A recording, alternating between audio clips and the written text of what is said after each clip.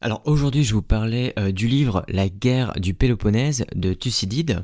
Alors Thucydide est né vers 460 avant Jésus-Christ et est mort vers 400 avant Jésus-Christ. C'est un historien grec considéré comme étant l'un des premiers historiens au sens moderne du terme. Il se distingue par son approche rigoureuse et critique des événements historiques.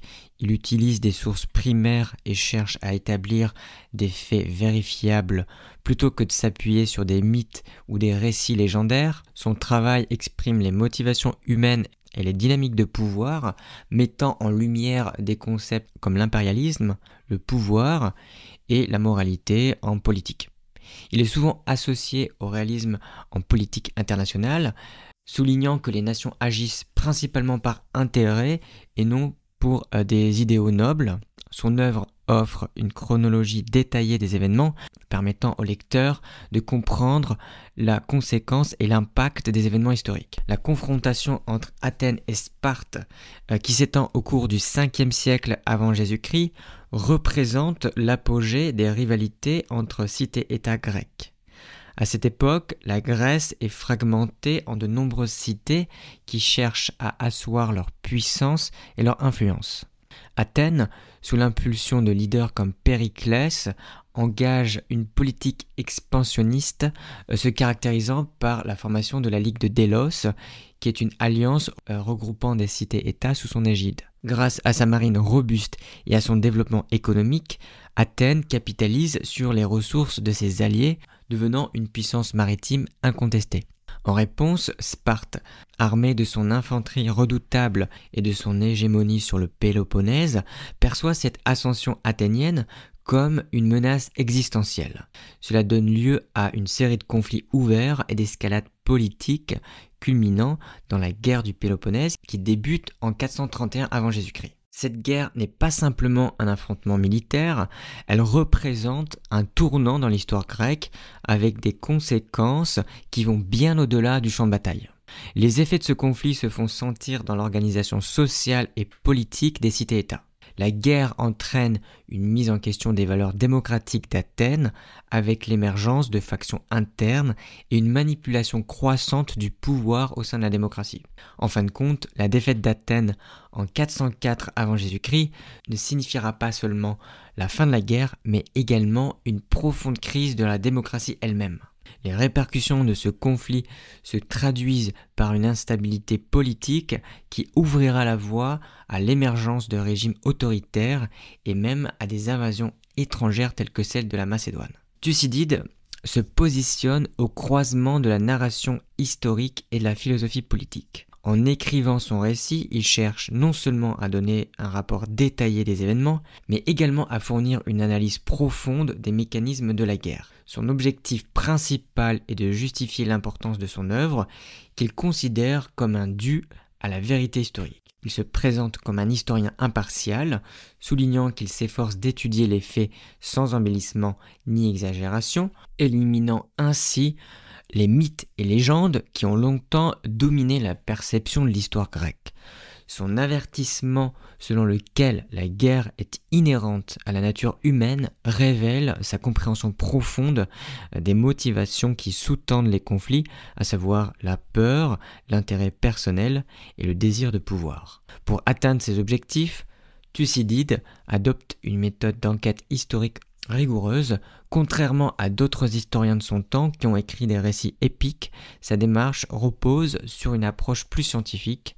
Il mise sur l'importance des témoignages directs et des sources fiables, cherchant à établir un récit factuel. Par cette approche, il jette les bases d'une historiographie qui privilégie la vérification des faits, l'analyse critique et la chronologie des événements. L'héritage de Thucydide réside non seulement dans son récit des événements, mais aussi dans sa capacité à poser des questions essentielles sur la condition humaine et les dynamiques de pouvoir, préparant ainsi le terrain pour une nouvelle façon de comprendre l'histoire. L'introduction de la guerre du Péloponnèse plante le décor d'un conflit qui ne se limite pas au champ de bataille, mais qui interroge également les structures politiques et les relations humaines. ouvrant la voie à l'exploration des thèmes qui seront développés tout au long de l'œuvre. L'œuvre de Thucydide est organisée en 8 livres, chacun d'entre eux se concentrant sur des phases distinctes de la guerre du Péloponnèse. Le premier livre pose les bases du conflit en décrivant son contexte historique, les causes profondes de l'animosité entre Athènes et Sparte, ainsi que les premiers événements qui marquent les hostilités. Les livres suivants détaillent les différentes campagnes militaires, les victoires et les défaites des deux belligérants. À travers cette structure, Thucydide explore non seulement les batailles clés, mais également les réactions politiques et sociales au sein des cités-États grecques. Le récit inclut des thèmes tels que les alliances instables, les révoltes internes et l'impact des décisions des chefs militaires sur l'issue de la guerre. La narration est à la fois chronologique et thématique. Chaque livre s'inscrit dans un ordre temporel, mais Thucydide n'hésite pas à établir des connexions entre les événements pour mettre en lumière leur signification. Par exemple, il souligne comment des décisions prises dans une période donnée influencent des événements ultérieurs, permettant ainsi une compréhension plus riche et plus complexe des dynamiques de pouvoir. Cette alternance entre événements marquants et analyse stratégique permet à Thucydide d'offrir une vue d'ensemble qui dépasse une simple chronologie militaire. Il engage le lecteur à réfléchir sur les motivations politiques et les implications sociales de chaque tournant de la guerre, créant ainsi une œuvre qui est à la fois un récit d'événements et une analyse approfondie des enjeux humains. Thucydide est reconnu pour son style rigoureux et analytique, caractéristique qui distingue son œuvre de celle d'autres historiens de l'époque. Il privilégie une approche systématique pour structurer ses arguments, utilisant un langage précis et dépouillé qui reflète son engagement envers les faits. Cette clarté d'expression permet au lecteur de suivre la logique de ses raisonnements sans être distrait par des ornementations stylistiques superflues. Chaque argument est soigneusement construit, faisant appel à des preuves concrètes et à des témoignages de première main. Thucydide s'efforce également d'évaluer la crédibilité de ses sources, un aspect fondamental de son approche scientifique.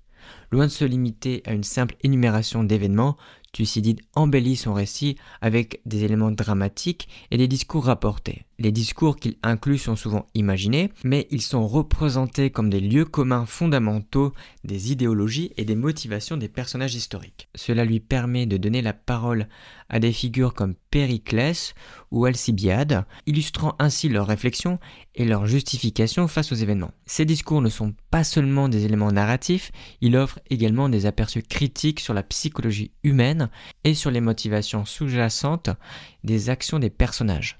Thucydide utilise des passages pour explorer des thèmes tels que l'ambition, la peur et la moralité, enrichissant ainsi le récit tout en soulignant que la guerre découle souvent de passions humaines complexes.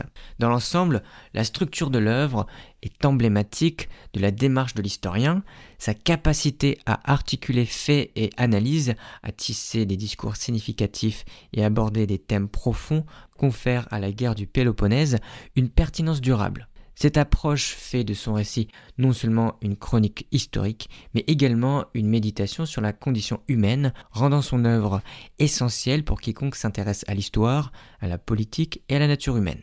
Le premier livre de la guerre du Péloponnèse est crucial car il pose les fondations du conflit. Thucydide commence par une préface dans laquelle il décrit la guerre comme un événement sans précédent dans l'histoire grecque, tant par son ampleur que par son impact. Il développe une archéologie, c'est-à-dire un récit des événements historiques antérieurs qui mettent en lumière les rivalités accumulées entre les cités-États. Cette exploration permet de comprendre la montée en puissance d'Athènes en tant que leader maritime en opposition à la stabilité terrestre de Sparte. Il met également en lumière les causes profondes de ce conflit, à savoir les rivalités économiques, les alliances stratégiques instables et les pressions politiques croissantes.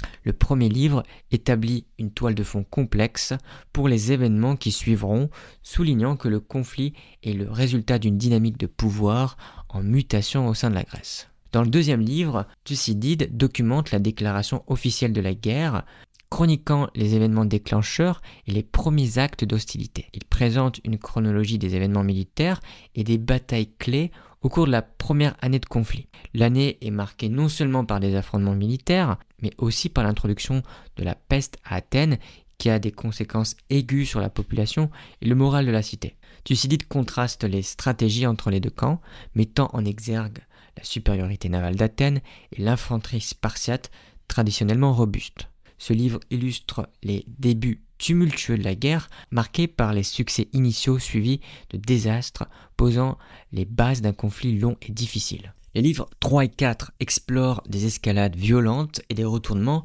dans le conflit.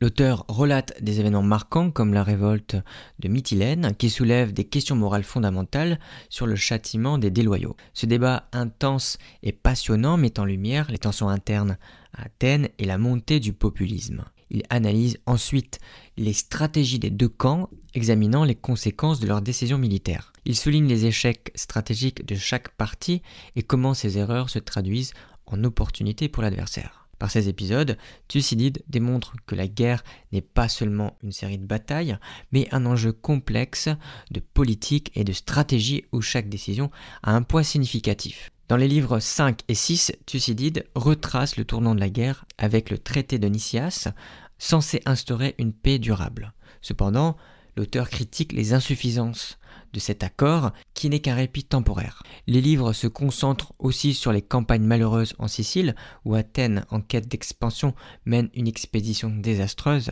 Cette campagne non seulement échoue, mais a des conséquences dévastatrices pour la politique et l'économie d'Athènes, altérant profondément son statut de puissance. Thucydide dépeint la guerre comme un cercle vicieux où chaque tentative de conquête entraîne de nouvelles pertes et un affaiblissement général de la cité.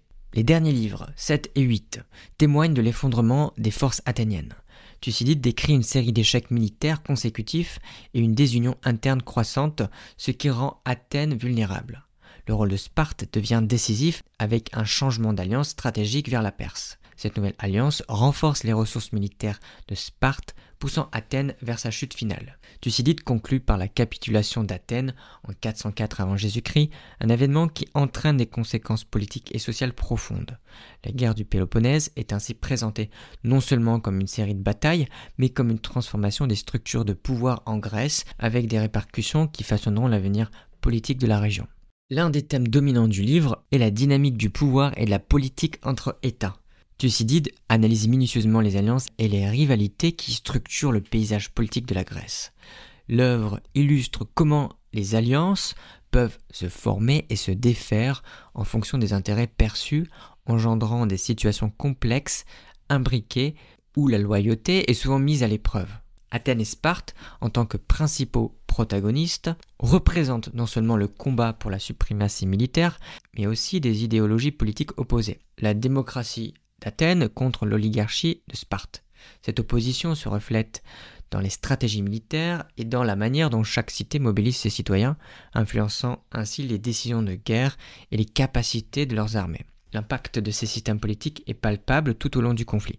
Par exemple, la démocratie athénienne encourage une mobilisation populaire qui, bien que bénéfique à court terme, mène souvent à des décisions impulsives, comme lors de l'expédition de Sicile. En revanche, la structure oligarchique de Sparte, plus centralisée, permet une planification plus rigoureuse, mais engendre une rigidité qui peut conduire à des erreurs stratégiques. Thucydide montre ainsi comment la nature des systèmes politiques influence directement la dynamique de guerre, créant une interconnexion complexe entre les décisions militaires et les structures sociopolitiques.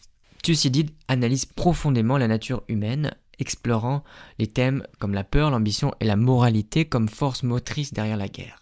La peur de la domination, que ce soit par l'ennemi ou par des ambitions internes, est un moteur puissant qui pousse les cités à s'engager dans le conflit. De même, l'ambition de conquête territoriale et de ressources alimente le désir d'expansion, entraînant des décisions souvent basées sur des émotions plutôt que sur la raison. Les discours rapportés par Thucydide servent à illustrer ces motivations humaines, offrant un aperçu des pensées et des justifications des leaders politiques et militaires. Les conséquences psychologiques de la guerre sur les cités grecques sont également significatives. Thucydide expose le coût humain en termes de souffrance, de perte et de démoralisation résultant de longs combats. Les événements tragiques comme la peste d'Athènes ne sont pas simplement des faits isolés. Ils révèlent le trouble psychologique et la détérioration des valeurs sociales sous la pression.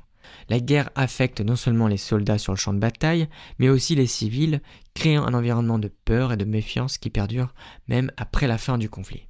L'auteur témoigne de l'importance de la mémoire historique, affirmant que l'étude des événements passés est essentielle pour comprendre le présent et anticiper l'avenir. Cette approche souligne la nécessité de tirer des leçons des erreurs commises, tant sur le plan militaire que politique. Par son récit, Thucydide cherche à montrer que la compréhension des actions humaines peut prévenir la répétition des mêmes erreurs. Il encourage une réflexion critique sur l'histoire, faisant de l'historien non seulement un narrateur, mais aussi un éducateur. De plus, son rôle en tant qu'observateur des événements humains renforce la portée de son œuvre. Thucydide n'est pas seulement un chroniqueur de faits, mais un analyste de comportements humains au sein de la guerre. Il met en lumière les biais et les dilemmes moraux des individus, explorant ainsi la complexité de la nature humaine dans un contexte de conflit. Cette introspection ajoute une dimension philosophique à son récit, renforçant la pertinence de son analyse au-delà de son époque et offrant des réflexions éclairantes sur la condition humaine. Dans l'ensemble, les thèmes du pouvoir, de la nature humaine et de la mémoire historique tissent un réseau d'idées qui enrichissent la compréhension du conflit. La guerre du Péloponnèse a des conséquences profondes et durables sur l'histoire grecque et mondiale. Sur le plan grec, cette guerre a entraîné une déstabilisation politique majeure, mettant fin à l'âge d'or d'Athènes et marquant le déclin de la démocratie. Le conflit a non seulement ravagé les ressources humaines et économiques des cités-États, mais il a également entraîné une fragmentation supplémentaire du monde grec. La victoire de Sparte et l'imposition d'un régime oligarchique à Athènes montrent comment les guerres peuvent transformer les structures de pouvoir internes. Le résultat a été une ère de désunion et de fragilité politique accrue, facilitant l'émergence de puissances extérieures comme la Macédoine, qui bouleverseront ultérieurement l'équilibre des forces en Grèce. Ce contexte pose les bases des développements futurs, influençant la politique et les alliances à travers les âges. Au niveau mondial, les leçons tirées de cette guerre ont eu un impact sur la façon dont les conflits sont analysés et compris. Thucydide, à travers cette œuvre, a établi des précédents pour des concepts comme le réalisme politique et la compréhension du pouvoir qui continuent de résonner dans les relations internationales modernes. Les dynamiques de pouvoir qu'il évoque transcendent son époque, illustrant comment les rivalités anciennes peuvent nous éclairer sur les tensions contemporaines. L'héritage de Thucydide dans l'historiographie est indéniable. Son approche méthodologique a posé les jalons pour les historiens à venir. Des figures comme Polybe, qui s'intéressent aux événements historiques postérieurs, s'inspirent de la manière dont Thucydide a articulé son récit en mettant l'accent sur l'objectivité et la nécessité d'une approche approfondie. Thucydide a également influencé les sciences sociales, notamment par son exploration des motivations humaines et des dynamiques de pouvoir. Ses principes d'analyse et sa réflexion sur le comportement des acteurs en situation de conflit sont devenus des outils précieux pour les politologues, les sociologues et les historiens. Par conséquent, son œuvre est régulièrement étudiée non seulement pour sa valeur historique, mais aussi pour son approche analytique qui reste pertinente dans l'analyse des relations humaines. Les leçons tirées des analyses de Thucydide continuent d'être d'une pertinence aiguë dans le contexte des relations internationales. Les concepts de rivalité, d'équilibre des pouvoirs et de la nature humaine dans le cadre des conflits sont plus que jamais d'actualité. Les débats autour de la stratégie militaire, de la diplomatie et des alliances contemporaines trouvent un écho dans les enregistrements de Thucydide qui avertit sur les dangers d'une ambition excessive et les conséquences désastreuses des guerres mal planifiées. De plus, à une époque marquée par les tensions géopolitiques croissantes, les analyses de Thucydide sur les motivations politiques et les comportements humains dans des situations de crise offrent des réflexions précieuses pour les dirigeants et les stratèges actuels. L'idée que la peur et l'ambition peuvent souvent motiver des actions irrationnelles est une notion que les décideurs contemporains doivent garder à l'esprit. La manière dont Thucydide aborde la complexité des relations entre puissances rivales reste un cadre utile pour comprendre le paysage politique actuel. Dans l'ensemble, le contexte et l'héritage de la guerre de Péloponnèse révèlent un fil conducteur de continuité entre le passé et le présent. Thucydide, par son analyse approfondie des événements et des motivations, ne se contente pas de raconter l'histoire d'un conflit ancien, il nous offre les clés pour comprendre les mécaniques du pouvoir et les interactions humaines qui traversent l'histoire, rendant son œuvre incroyablement actuelle et innovante.